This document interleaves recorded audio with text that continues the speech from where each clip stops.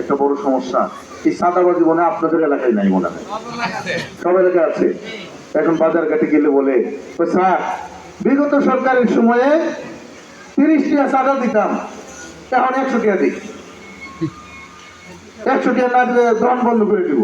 এরা যদি ক্ষমতায় যায় তাইলে আমাদের চাঁদা কত টাকা বলবো জানি না, ব্যবসা বাণিজ্য করতে পারবো কিনা তাও জানি না। তারা আমাদের বিরুদ্ধে বিভিন্ন অপপ্রচার চালায়। তারা অপপ্রচার চালায় জামাত ইসলামী ক্ষমতায় গেলে, তারা ক্ষমতায় গেলে নারীরা ঘর থেকে বের হইতে পারবে না। কেন? জামাত ইসলাম ইসলামের কথা বলে নাকি? তো নারীরা তো আল্লাহ নবী মুহাম্মদ রাসূলুল্লাহ সাল্লাল্লাহু আলাইহি সাল্লাম নারীদেরকে নিয়ে যুদ্ধের ময়দানে গেছেন। আল্লাহর নবীর স্ত্রী মক্কার মধ্যে সবচেয়ে বড় ব্যবসায়ী ছিলেন। যদি তাই হতে পারে তাহলে এখনকার নারীরা নয় কেন?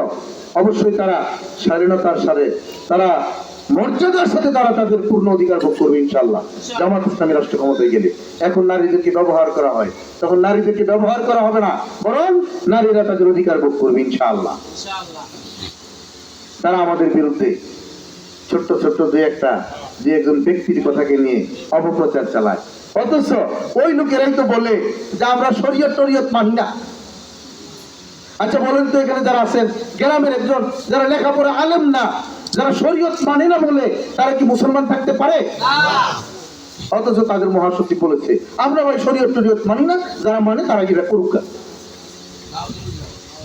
অথচ এই বিএনপির মহাসচিব তিনি নিজে বলেছেন আমরা শরীয়ত মানি না, আমরা শরীয়ত বুঝি না। আরে ভাই শরীয়ত বুঝো না? 90% মুসলমানের দেশে তুমি শরীয়ত বুঝো না, তোমাকে এই দেশে থাকতে বলছে কে? তুমি যদি আজকে এই কথা বলো তাহলে তো তুমি মুসলমানদের হৃদয়ে আঘাত দিয়েছো। আবার হিন্দুদের ব্যাপারে তারা অনেক বড় বড় কথা বলে, হিন্দুদের মন্দিরে গিয়েও তো তারা অনেক বড় বড় কথা বলে, অথচ হিন্দুদের অধিকার রক্ষায় তারা কখনোই ভূমিকা পালন করে নাই। এই দেশে হিন্দুদের স্বাধীনতার পরে হিন্দুদের জায়গা জমি অনেক দখল হয়েছে না? বাংলাদেশ জামাত ইসলামী 1 ইঞ্চি জায়গা কোথাও দখল করেছে প্রমাণ কেউ দিতে পারবে না।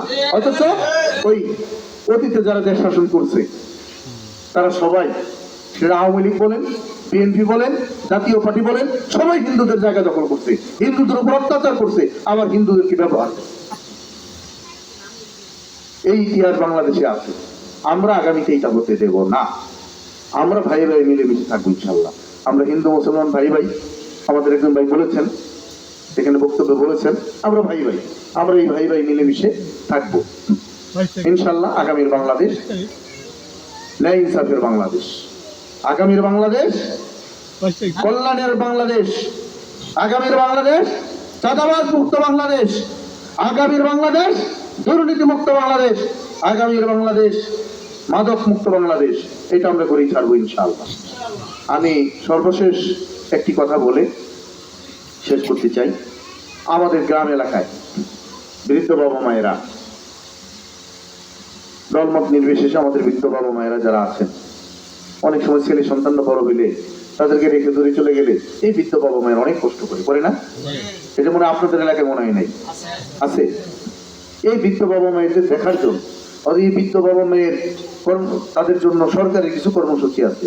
আপনারা কখনো শুনেছেন এই কর্মসূচি আপনাদের এখানে আসছে? এগুলো কখনোই তারা পায় নাই। আমরা রাষ্ট্রীয় ক্ষমতায় গেলে তাদের তালিকা করে করে আমরা তাদের দায়িত্ব নেব ইনশাআল্লাহ।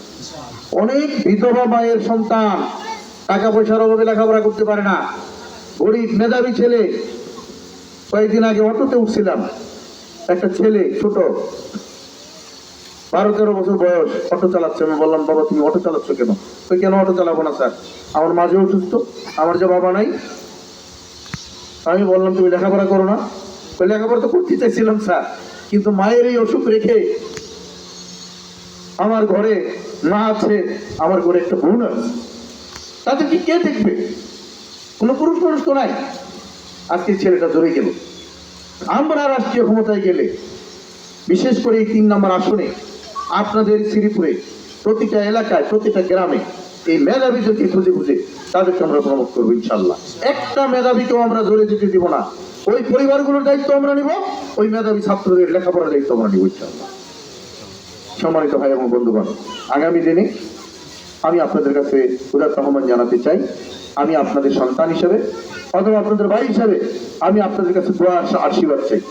আপনারা আমার জন্য দোয়া আশীর্বাদ করবেন এবং আপনাদের মাধ্যমে আপনাদের বাড়িতে থাকা আমাদের সম্মানিত মা এবং বোনদের কাছে আমার সালাম পৌঁছাবেন, আমার জন্য দোয়া করতে বলবেন। এই প্রত্যাশা রেখে আমি শেষ করতে চাই। একটা রাস্তার ব্যাপারে একটা কথা হয়েছে, কেন এটা আমার কাছে তো আমি আজকে যা শুনলাম, এটা মনে হয় যে দুর্নীতির আর এক পাহাড়ের কথা শুনলাম।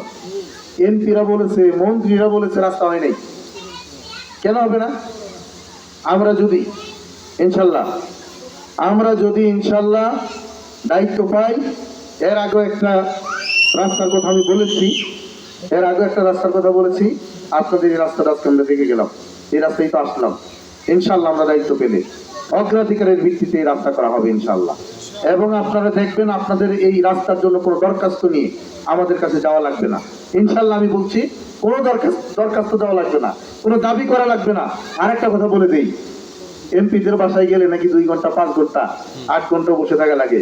কয়েকদিন আগে একজন বলছিল স্যার 9টায় গেলাম, সকাল 9টায় গেছি, রাত 9টার সময় এমপির সাথে দেখা পেয়েছি, তার আগ পর্যন্ত পাই নাই, উনি বাসায় ছিলেন, বিভিন্ন মিটিং সিটিং এই সেই। আমাদের কাছে এটা করা লাগবে না ইনশাল্লাহ।